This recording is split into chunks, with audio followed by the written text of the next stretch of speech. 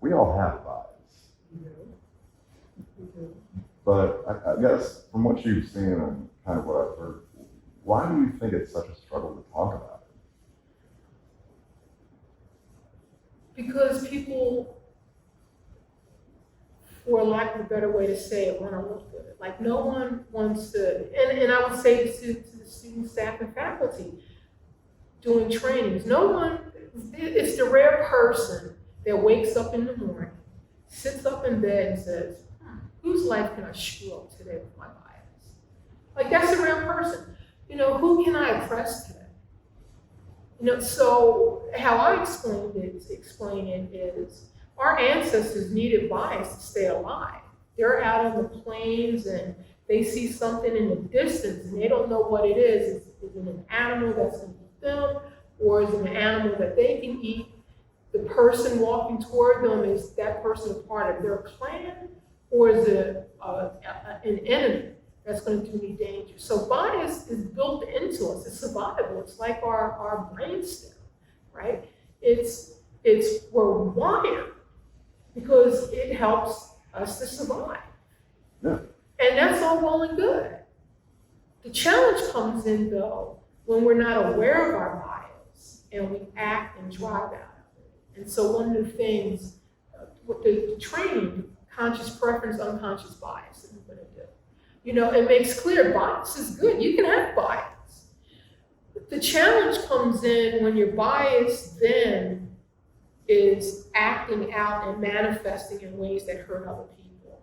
And at the university, it was around admissions into the different colleges, promotion, who would be hired, who would be promoted, right? And so it's cool if all your friends look like you, are the same age, same religion. You know, if that's the world you swim in, then that's the world you swim in. However, be mindful that when someone who looks like me walks into the interviewing room, walks into the room to be interviewed, whether it's to get into one of the colleges or to get a job, or I walk in to talk about my promotion, you need to be aware that because I'm not swimming in the same environment you're swimming in, you may have some feelings about me that you need to be aware of.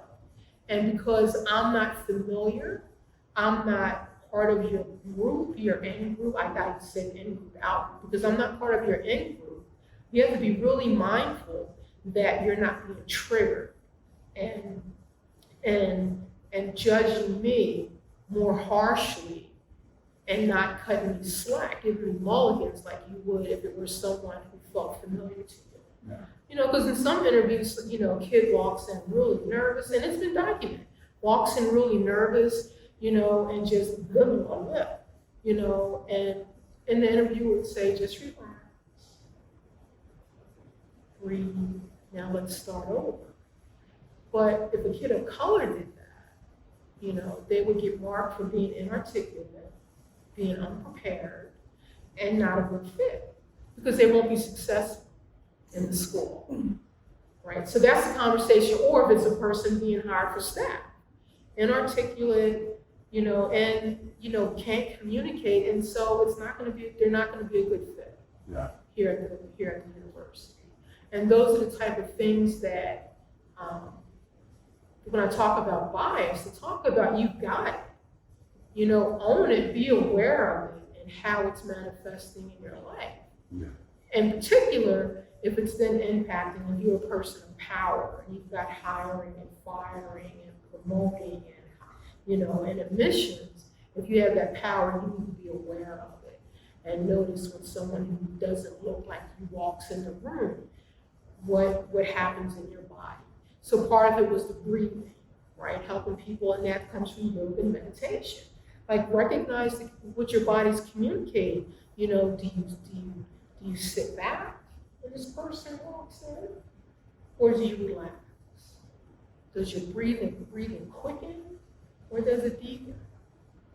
You know, all those subtle cues that our body gives us that we're uncomfortable, and it's at the cellular level. And so those are the kind of things that I was trying to communicate and teach, you know, in all the work I did at the university. Wow, yeah. it's funny because I had never thought about being aware of how you're reacting as far as body language. Because I feel like most people are trying to mentally prepare themselves for talking to people, but there's those involuntary things that show how we're truly doing. You know, it went as far as, and I wanted to do a study when I was there, but I had to make a quick exit because even though I was in the diversity and inclusion office, there wasn't a whole lot of inclusion, and the diversity was questionable. Even doctors talking with patients, you know, a white patient can come in the room, Miss Lori, how are you doing? Are you having a great day? Blah, blah, blah. You know, may even here, may, you know, do a little arm touch. A patient of color comes with the clipboard in front, no touching, you know, and the clipboard is the barrier between them that communicates, you know, as opposed to touching and, you know, being familiar. And that, you know, if someone's not well, you know, that communicates a lot. And people can tell when other people aren't comfortable around them. And then how do they then react? Like, oh, here we go. Like a person of color walks in, you know, it's 3 white people there ready to interview them. And the first thought in our mind was like, oh shit, here we go. Exactly, yeah. Right, so then our cortisol is up, our heart rate goes up, our breathing probably gets shallow, right? Which is why then, you know, sometimes we're not so articulate because we're in fight and flight. Oh, the tension sometimes. Mode.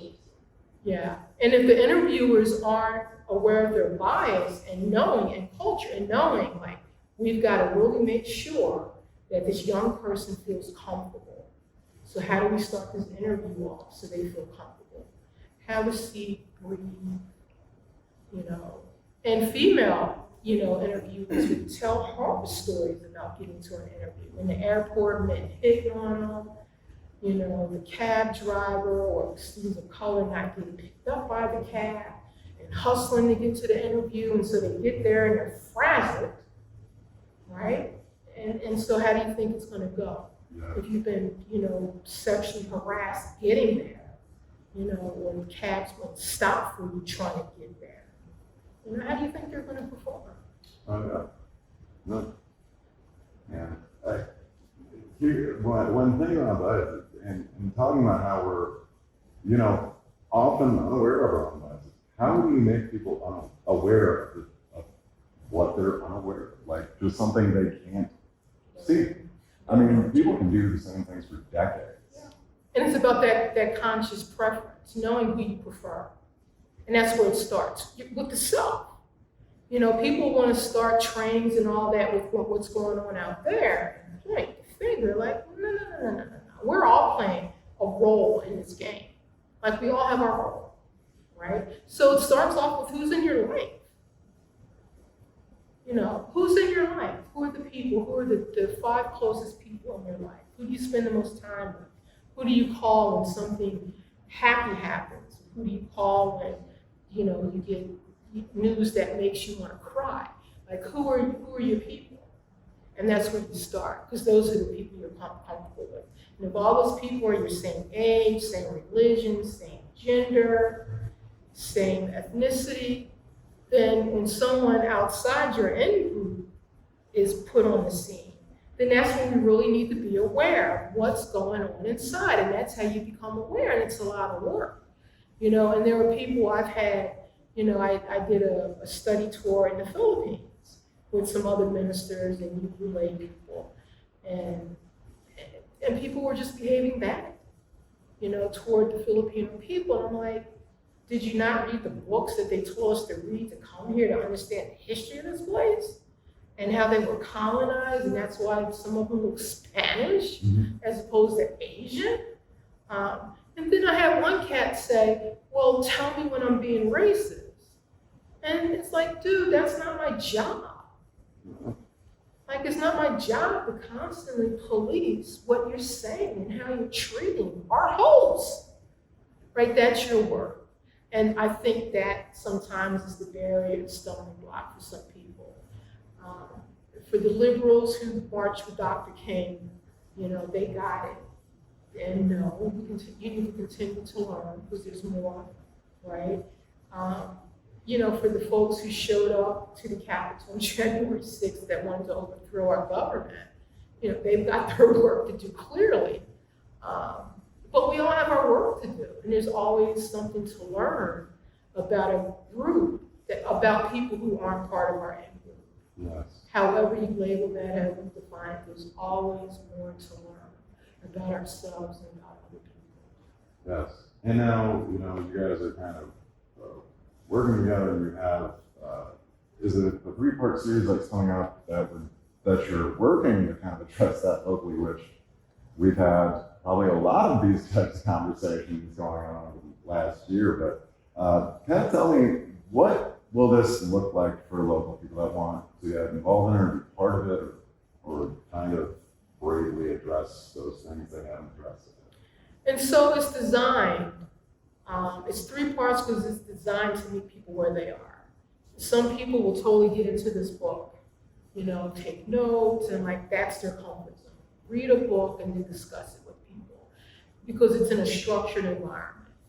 We'll do a community conversation too, and community conversations there's ground rules, covenant type structure.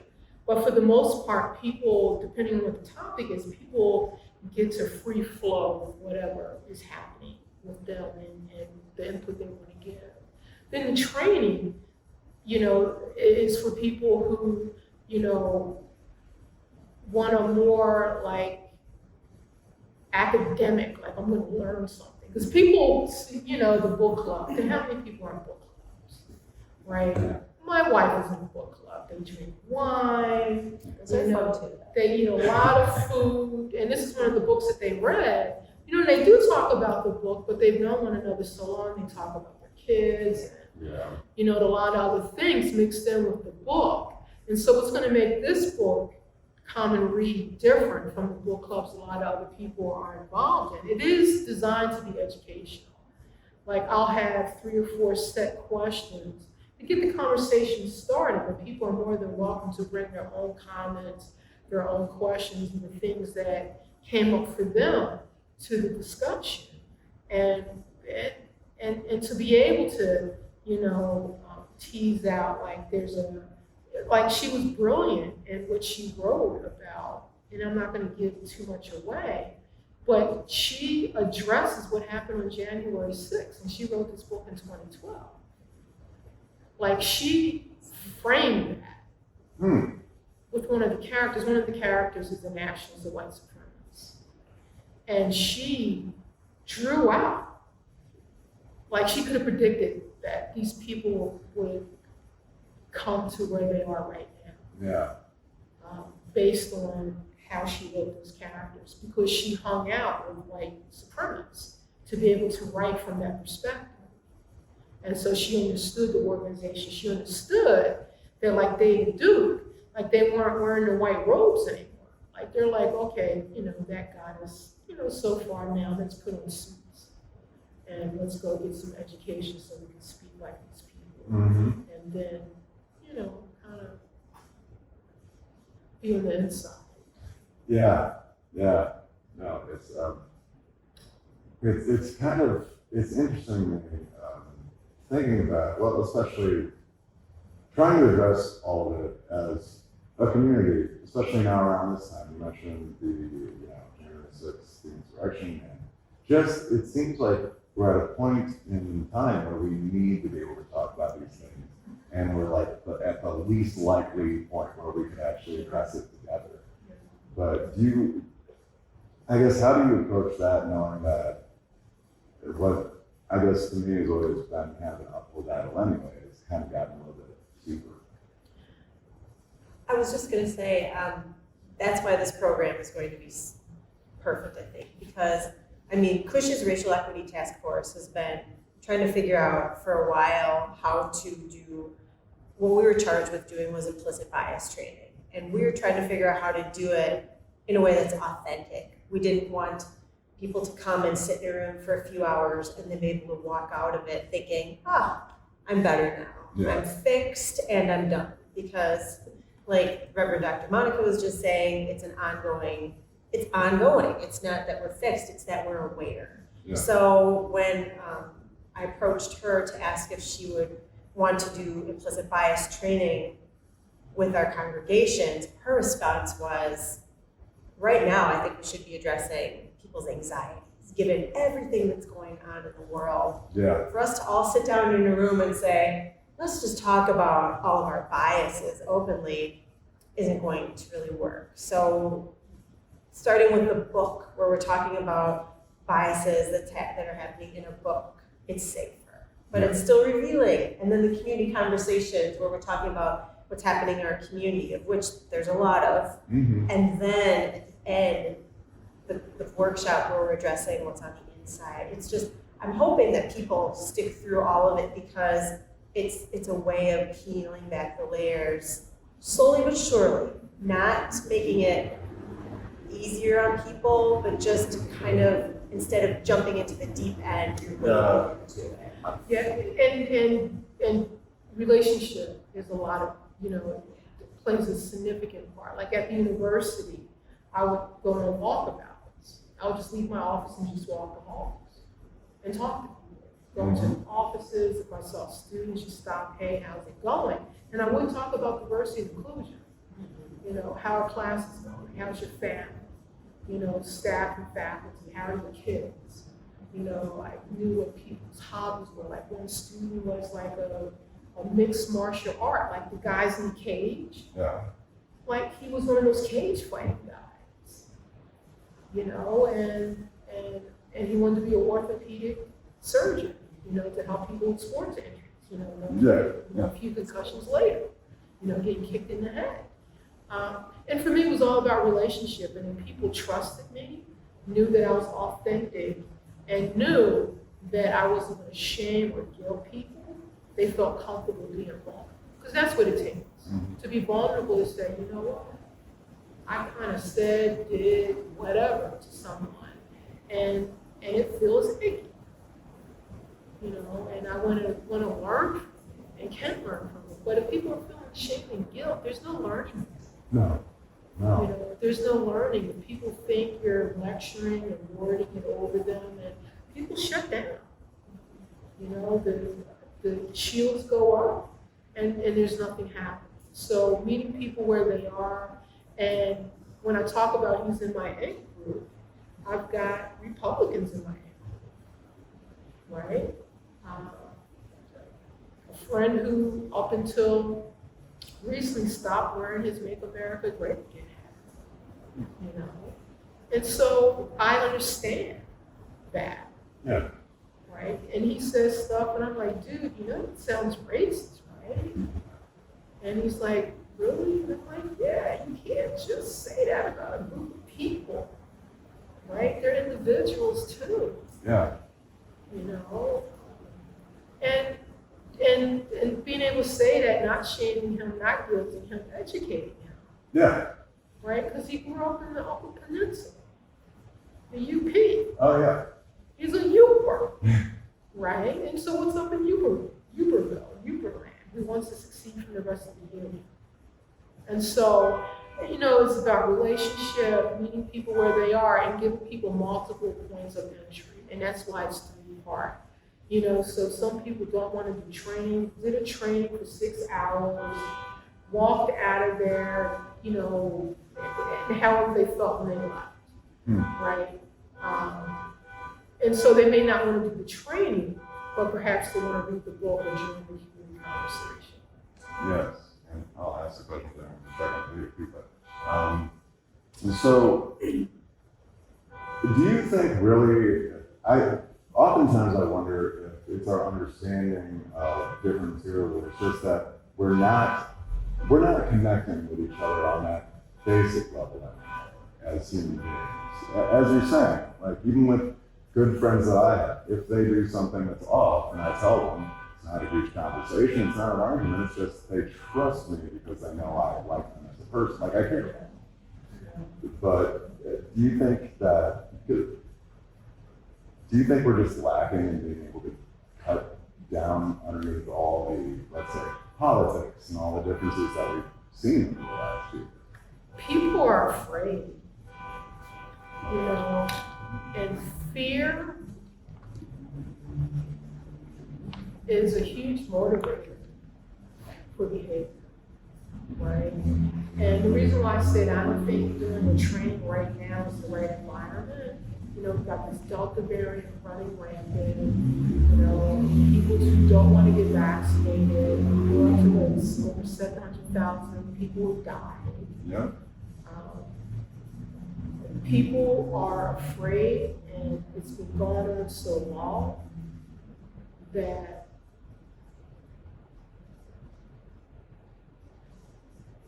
I think people just want to hunker down with their input and don't want any outsiders, don't want to entertain, don't want, you know, because we're all in survival mode, like that primal part of our brain, you know, shelter, clothing, food, security. Maslow's very foundational, and I think that's where we are. I agree, and I think that the fear has caused us to retreat so far into our little groups that there really is nobody who's going to say something outside of what's accepted within that group for you to address, right? Mm-hmm. So then we're just in our own echo chamber all the time, and there's no growth. Yeah, and I guess it's an interesting time to talk to people about things. Various topics, not only racial topics, but everything. Because you start to realize that for a lot of us, we will encounter people where we're almost dealing with different, not complete realities, but there are big points that we should agree on that are just Like not taking horse deworm medicine. Yeah, exactly. There's that. Yeah, let's just use that as an example. Yeah, there's that. You probably shouldn't take something that has a horse on it. No, but it's interesting. Not exactly interesting. Sometimes it's very discouraging, actually. But it's how, and it's a question I keep asking myself too. How do you get to the heart of the issue when there's such a huge distraction like that? What I used to say, and you'll hear it all the time, the people who need to be here aren't here. Like I heard that at the university all the time, even here, like the people who need to be here aren't here. Well, you're here, right? And my goal is to grow the choir, right? So the next time you come, bring a friend, right? The next time you come, bring a friend. Let's grow the choir. And hopefully part of that choir will be people who have diverse opinions, but people have to know that they're safe if they raise their hand and say, well, I'm taking the medication that has the horse on it, and know that they're not going to be shamed and guilted, and, you know, because that's where we are. Yeah. You know, the only people who they're going to share that with are the other people who they know are taking that stuff, unvaccinated.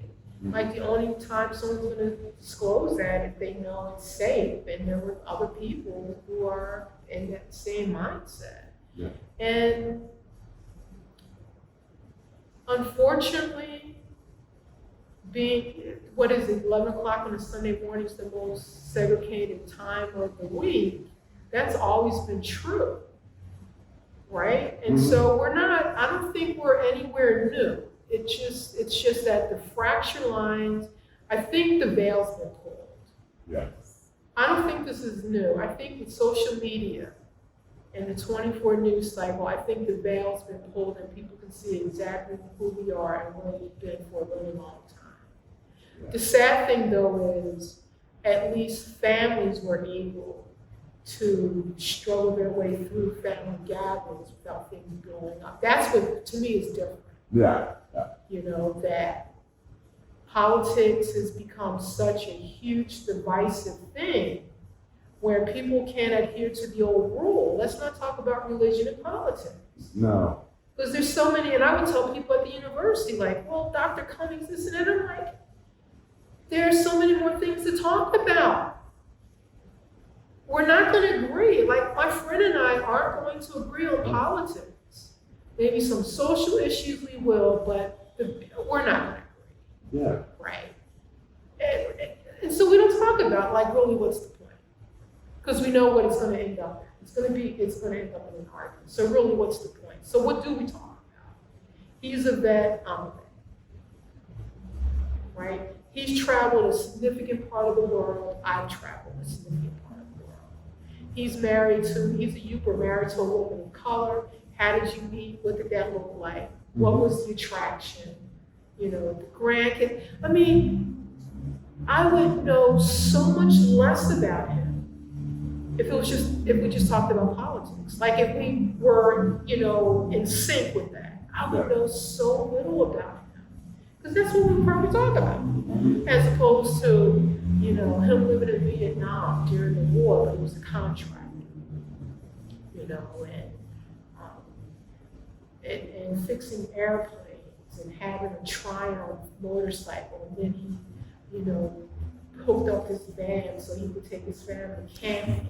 And, you know, I know so much more, you know, as kids when they were young. I know so much more. And so I think the biggest difference is politics, because of the 24 news cycle and all, you know, the MSNBCs, the CNNs, the Fox, the One America, whatever, that has so dominated people's minds and lives that people have lost the art of conversation about anything else. Mm-hmm.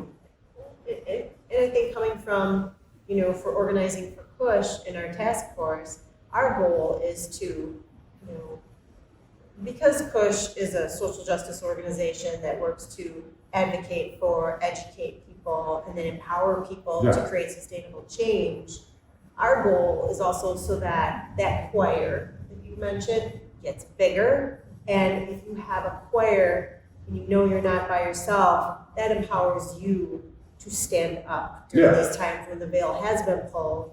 And it is absolutely crucial that we find courage to speak up for sustainable change that needs to happen in our communities for racial justice, educational justice, healthcare justice. So it's growing that choir for courage to speak up and act. Yeah, and it's, you know, it's always great when we have people that are interested in doing things like this, especially locally. And it's interesting what you said, because even as a journalist over my time, I've talked to different groups of people and been in different places that I never thought I would, and probably wouldn't have chosen to on my own. But there's so much, I've become much greater as a person and knowledge because I've encountered people that weren't like me. Yeah. So, and it's, I think sometimes we all fall in the trap of what I call social synaptopy. Like we take one part of somebody and we just say that's all about it. Like this person is Republican, this person's that or this, and then we just never go beyond that. And I think, like I was in the Peace Corps as well in South Africa, and I went there despising Afrikaners, you know, the history of brutality and oppression of Black Africans and, you know, the colors and East Indians were there. And Afrikaners became my best friends. Mm-hmm. And it was such an awakening, and they had my back. Like I really couldn't trust most Black South Africans. I was there during 9/11, and I had a good relationship with the Indian community until they started talking jihad. Oh, they were Muslim. No. And they started talking jihad, saying, "Y'all got what you deserved." And so, as you can imagine, that relationship, because there's nowhere to go with that. Yeah, there is. You know, my country's been attacked, and you're saying, you know, and my response is, you knew who we were. Like your governments all know who we are. Yeah. We don't hide who we are and how we deal with the world, our foreign policy. Yeah. And so you're hypocrites to then say, well, you know, blah, blah, blah. So, and so I learned a lot because I wasn't seen as being Black. I was American.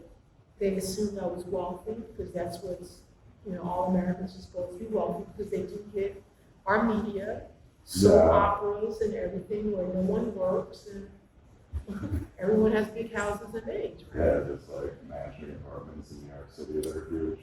Yeah. And so I learned a lot being outside, like the boys said, the problem of color line. I learned a lot being outside that problem. And for 2 years I wasn't Black. And how I was able to move through the world. with so much privilege and not even being aware of it. So when we accuse people of checking their privilege, if you're not aware of it, then how do you check it? And I'll give you an example. I was still in American mode, which was doing everything really fast, multitasking, and not being totally aware. Yeah. And I rolled into the post office one day to mail something. And there was an elderly black South African man already in line. And I just blew past him and went right up to the teller and said, hey, I need some stamps to mail this. And then she was like waiting, like, you need to get in the back of the line. Like, there's this guy there. But no, and I caught myself and I saw him. And I was like, oh shit. Yeah. Right? No. And it was a horrible feeling that here I am, a black woman, totally disrespecting this elderly black man. And it was the most horrifying feeling. Oh. No, I get that as a mixed person. Like, I've always found myself like tears having seen people the same way or whatever. Yeah. There's so many situations where you're aware that people like me. I knew when somebody thought I was white whenever I was with one of my black friends and how they would treat them and then how they would treat me. Right. So it's always very obvious the differences between everything. And that's why and people talk about the disadvantage. Well, what about the advantage? Right? That's not talked about. If there's a disadvantage, there has to be people who are being advantaged by the system. Yeah. And like Lori said, empowering people who have the power have to use it. Like in the book example, you have to step up and use your power and say, this isn't okay. If you're in a position of hiring, you've got to say, it's not okay for 3 white males to interview women and people of color. Yeah. And I think to be able to do that, you have to also be able to address how you're using your power. And I think that there are a lot of white people, all of us, who don't realize if we are abusing it. Well-intentioned, trying to do good isn't enough. Right? You still need to break it down and address how you could do better. Well, and how it lands on you. you. And how it lands on Because me thinking I'm helping you is only helping you if you think it's helping you. Yeah. Not that I think I'm helping you. And it's like, liberals going to the Shalom Center to help with the food distribution. Like, why are you doing that? Like, what's the theological, philosophical, grounding you're doing it out of? Is it these poor people that you want to help? Or if you're a Christian, Jesus is probably there. Like, I want to be there in case one of these people is Jesus. Yeah. And I want to make sure Jesus is served with respect and honor. Yeah. If you're a Marxist or an atheist, the human element, like every human deserves to be treated with respect and dignity. And so I don't care what the person's leaning is, to have that awareness where how your behavior impacts another person. Like, how does that land on them? What's their facial expression when you said that? Because we feel it. I think on a cellular level, we know when we've said or done something that hurts someone. Does the person react? I mean, our bodies can't help but to defend themselves. And so when we feel threatened, our body responds to that threat as well as our facial expression. Okay. Just to have that awareness that what we do and say, how it lands on another person, regardless of our intention, because it's not about us at that point. We harm someone else with our actions or our words. Right. I don't know if I have many more questions. Is there anything we haven't talked about with any of this that you want people to hear or that you think is important to highlight or anything like that? It'll be a safe environment. Yeah. And good intentions will be assumed. Like, there won't be the assumption that someone is just wanting to be contrary or, you know, we're going to assume good intentions and that people really want to educate themselves. Because it's each individual's responsibility to educate themselves. And we're just providing a platform and a program to help people to educate themselves. Yeah, and I think that's good, because people, especially locally, have been dealing with events where you have the events and then you have the counter events. That's like right across the street, but no, a safe place for people to actually talk about these things we need to talk about. That's exactly what we need. Yeah, and I think it'll help people to better understand, you know, especially in the book, the way she writes it, bias is so subtle. Like we heard about microaggressions, like it's at the micro level where it's just an innocent thing, like you're so articulate. That's right? that's the greatest one. And if I'm not aware of that, you know, I wouldn't say that to you. Like you wouldn't say that same thing to someone in your in group. Like, dude, you're so articulate. You know, to be aware to saying that to someone outside your group. So, you know, maybe even like, would you say this to your closest friend before it comes out of your mouth as a way to gauge?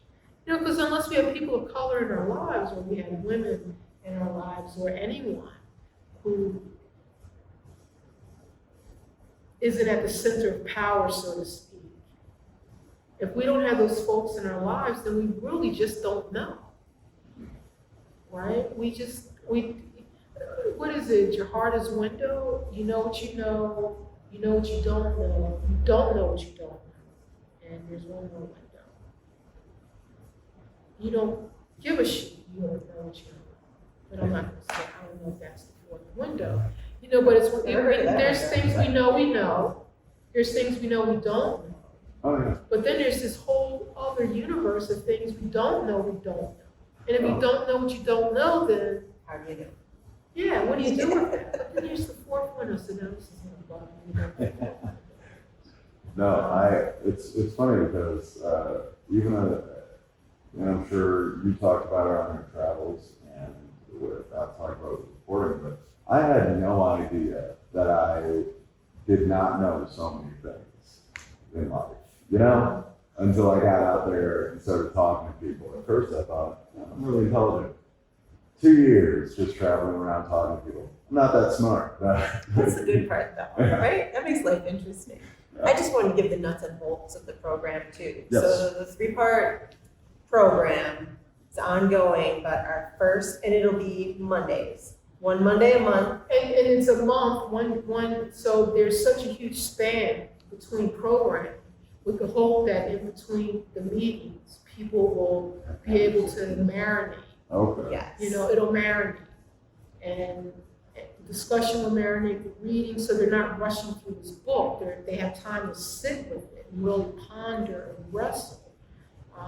And then have that time just to do their own internal work and hopefully talk to other people about it, just to get other perspectives. Then when we come together as a group, you know, they're more grounded. Yeah. So our first meeting will be Monday, October 18th, 6:30 till 7:45.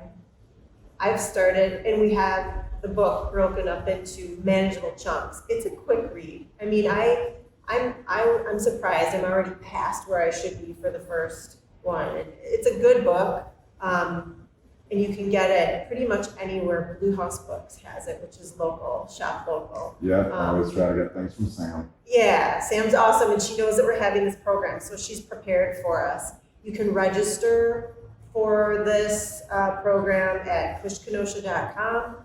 Go to events and just register so that we know to expect you. And if you have any questions, email us. But And it's this is free. gonna be great. Yeah. It's free. And it's free. And you Well, can the even book, you have to access pay for the book. Unless you borrow it from the library. Or you can buy it. Yeah, and we're hoping that this is something that the 3-part series will take us through spring. And if people are still interested, we'll just keep going with other things too. Right? And it'll help people, because one of the things that a white ally said, and she wrote Witnessing Whiteness, which is another excellent read. White people in particular need allies. Yeah.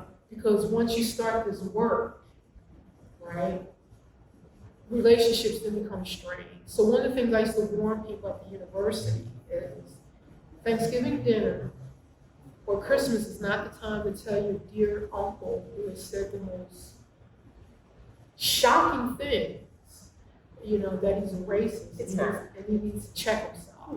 You know, I said, you know, I would warn them that you may lose family and friends once the veil's lifted.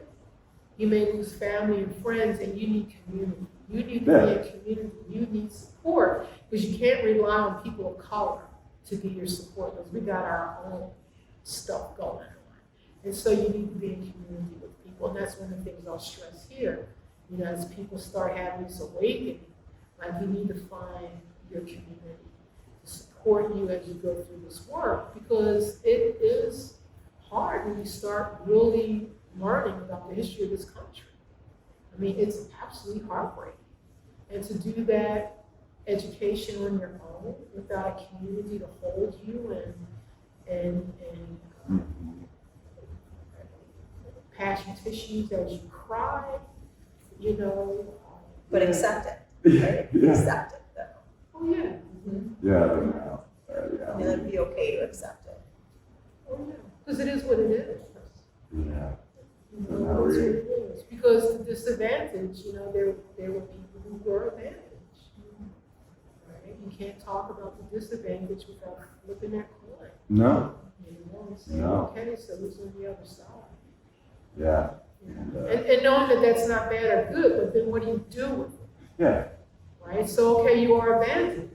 Now, what do you do with it? Yeah. Who do you help? How do you help? How do you share that? How do you educate? How do you,